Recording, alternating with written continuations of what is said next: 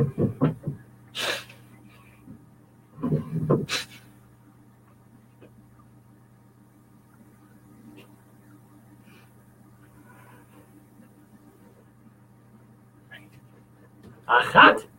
shtayim. What? Achat, shtayim, shalosh. Oh, my friends, we're still here with Little Fyodor and Babushka after all those songs. So the new song, obviously you're not a fan of Donald Trump, but when did that particular tune come to you? I'm kind of in love with him, you know. I don't get that from it. It came to me, I don't know, in the last few months or so. I mean, this whole thing hasn't been that old by now. But yeah, I was just kind of like feeling the love, if you know what I mean. No, I don't know what you mean. He talks about love so much. It's almost, it's kind of, it's partly wants to be your friend. It's partly that politicians always have to do the opposite of their image. So he's like, oh, we love you in France, and everyone's going to feel so much love. It's just like love. He talks that way, you know, and it's kind of fascinating to me. So I just kind of followed it to its logical conclusion, you might say. Now, here's a question. After hearing most of those songs, some were funny. A lot of them were kind of dark, but honest and personal about your experience. Did you have a horrible childhood, or just your typical middle-class Jewish disappointed childhood? Yeah, more like the latter. I'm just got kind of fascinated with that stuff. I don't know. I wouldn't claim to have had it any worse than anyone else. It's just that I've just kind of been steered that way. It's just kind of where the oil fell through the cracks for me. Okay, and what about you, Babs? How was your upbringing? Were you brought well? It was harsh in the old country. Oh, yeah. Yeah, they don't put up with too much over there. Yeah, it's very strict. So was it I don't think I'd last a minute there. No, absolutely neither. You wouldn't. I guarantee it. I wouldn't last a minute in Nova Scotia. But let me ask, so when you got here, what was the biggest culture shock, as it were? Well, you were from New Jersey. There's a shock. Yeah, that was enough of a culture shock, I'll tell you. But Babs, what about you? Well, there's these lines down the middle of the street, and you can't cross them. Oh, that would... It indicates a rather neurotic society, wouldn't you think? Good Yeah. point. Well, let me also ask you then, when you first, not in your 40s, 50s, etc., but in your teens, since you already played a Gary Lewis and the Playboys, so was your musical taste pretty quote-unquote normal and then morphed, or were you listening to weird stuff in your teens and 20s? It all seemed weird to me. That's what I liked about it. But it seemed like over the years, less and less people liked the same weird stuff I liked. Okay. So what are some other, Ramones were very important too, but what were some other bands that you... The Strawberry Alarm Clock. Oh, okay. Leonard Cohen. Of course. Hawkwind. Oh, so Motorhead also, or just Hawkwind? But... mainly just Hawkwind. Okay. Maybe my bass player Motorhead, I'm not sure. But yeah, Hawkwind, yeah, for sure. And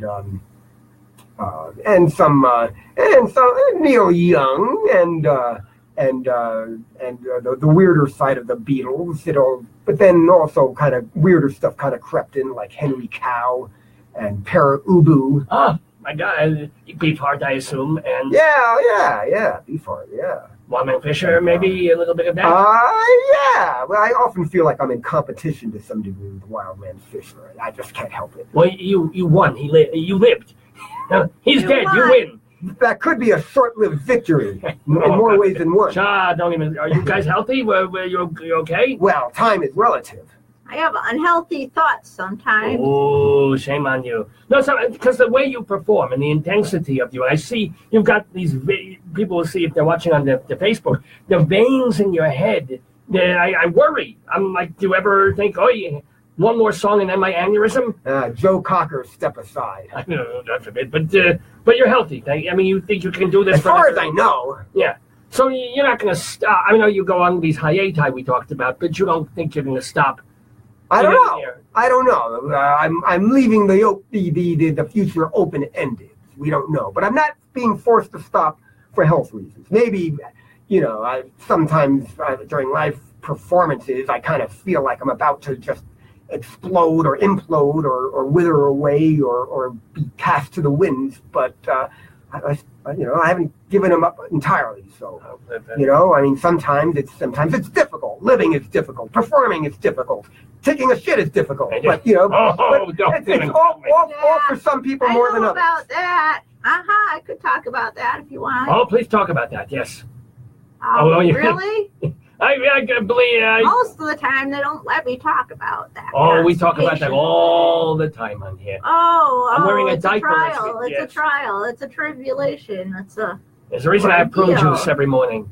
And it isn't even that, but it helps. Juice. Yes, that is the solution. Yes. Well, it's a solution. It's a slippery prune juice and solution, Maalox together. but it's a solution. Yes. Yeah.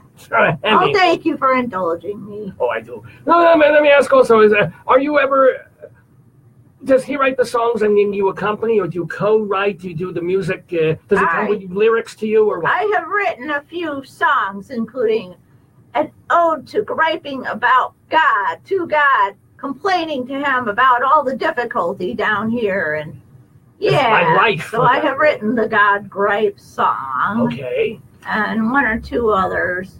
And she gripey enough. She writes the solos are mostly written by her that she does on those keyboards. I do. Sort of like, that's kind of the arrangement, but she wrote what she played. Right, I got it. So you come to her with a complete song, lyrics and melody, but she'll embroider that middle section with the soloist. Where I get that. That's great. Embroidery is a great tradition where she comes from. True. Come to think of it.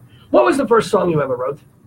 It was called Useless Blank. Well, useless shit. You can say the word, yeah. Useless shit. It was the first song that I wrote as Little Fyodor. And you wrote it for your mom. And I Want an Ugly Girl was a close second. Oh, you started the started it. Yes. So one of my signature songs. Did you have a favorite? No, they were like my little children. Of course. But are some of your come on, I have 21 and a half somewhat beautiful children. I know the ones I like a little more than others. Do you have one or two that you really... I really like this one I only do once a year called Franksgiving, because it's the most philosophical song about life and death. Oh. Why don't I sing it for you? He goes, Franksgiving, we're glad Frank's alive. Frank's glad we're alive, but you wouldn't even be hearing this if you weren't alive. Franksgiving, it's great to be alive, or maybe it sucks to be alive, but you wouldn't even have an opinion if you weren't alive. Franksgiving, nobody knows what it's like to be dead, because the only ones who can tell us are too freaking dead. Franksgiving, you're supposed to say nice things about the dead, but you can say nice things about Frank even though he's not dead. Franksgiving. So happy Thanksgiving to all who are alive. To those not alive, well, sorry. But we are Franksgiving. Wow, perfect! Because it's Thanksgiving weekend. This is the time to sing that song. This is about Franksgiving, which is in Thanksgiving. This is the guy with Crohn's disease. Yes, right? Exactly. And which brings us back to the useless shit. Yes. Thanksgiving 2017 was just last week. Right. So, and he's well, and his Crohn and his tushy's fine. It's good. Yeah, it's keeping him going. So and going. Yes. He seems to be in good health. He always seems to be in good health and good spirits. Have you? Do you have parents left, or is that? Yes, I do have two parents, and my mother actually suffers from Crohn's disease as well. So this has been a long time problem in my existence since I grew up. I had a mother that had Crohn's disease. But you didn't get it. No, I don't think so. Although I've had some weird diagnoses that might mean I'm borderline, but that's as far as it goes. Okay, thank God. And Babs, are your parents? Are they in the old country, in the new country? Yeah, they're back there. Yeah. Well, I don't know. I don't know what happened to them all. I kind of lost track of them. Wait, there's only two. How many parents do you have? Well, that is kind of, my origins are a little mysterious, all I'm saying. Your origins and your organs. It happens to all of us, too. Mm-hmm. There you go. No, do you have a favorite song that you play as Fyodor and Babs? And I assume the ones you wrote, they're special to you. Oh, yeah, my songs are even better, for sure. Oh, well. Mm-hmm. But one of Fyodor's songs that you are particularly... There's songs she likes the least. I know that. Oh, which one is this? Come on, it's fair. Come on. My least favorite is "Pity Me" because I have no pity for you. Oh. No, I want to. There you go. Straight from the babushka mouth. Yeah, it's hard to muster pity anymore. You are like an old married couple, in a manner of speaking, but you are just friends. Do you have married, separate, live things like with other people? She is old enough to be my grandmother. Oh, no, well, okay, fair enough. True. Yeah. And what about you, Fee? Are you attached? I like to leave that kind of mysterious. Fair enough. Well, because there's people watching. I've gone through all sorts of phases, and I think I embody all those phases. Okay. And you make certain. When did you start making not the phases, but the faces? And how did that develop? I think it was when I popped out of my mother's belly. I was kind of making a face, and then they slapped me, and I made a different face, and it just continued from there. That makes sense. And is it almost for you like James Brown? When James Brown would go like this, it meant the band should do something, and when James Brown would do like that. So when he did do you know? Oh, I need to change the key now, or is it just random? I just go. He says I say back to him. Oh, yeah, that works. Yeah. We kind of go back and forth. Yeah, there's not much you can do with Babushka. She kind of goes her own way. Yeah, I just kind of meander around, work it out. Hope nobody stops me. Well, we're very proud that you both meandered into the Daverhood here at the University of Northern Colorado in our beautiful radio station in Greeley. So what do you hope for, both of you, musically and otherwise? Well, I know you want to stop fracking, but musically and in terms of your lives over the next 5 or 10 years? That we have them. Good point. I want to keep reading. Is it? Well, that would be important too. And keep writing. So you probably want to keep pooping too.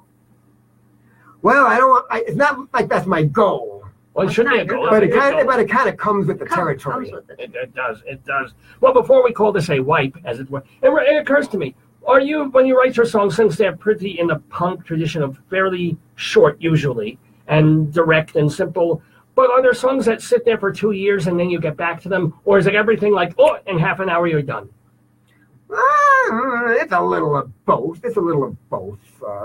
Sometimes I'm a genius and I just pull it out of my ass. Other times it's just, there's a song that I started several years ago that I still haven't finished. So, you want to finish it now? We can go on that. You can hum us a little or tell him what is it? What? We're not good enough. We aren't? That's it. You are more than good enough. Fyodor and Babushka. Again, what was the website again so that people can go? LittleFyodor.com, but just Google Little Fyodor. And just remember, it's F as in Frank, Fyodor. Little Fyodor as in Dostoevsky. Just Google it up and you'll find stuff. Yeah, or find more than you want. Or you can pay a fee and smell their odor. So the fee for the odor. Fyodor and Babushka, proud and delightful. Oh, she's showing some, I wouldn't say skin. I don't know what that is. But anywho, a delight. And so much fun, and please do come back to the Daverhood. Fyodor, Babushka, thank you so much, and shalom to you. Shalom. Shalom to you too. Shalom.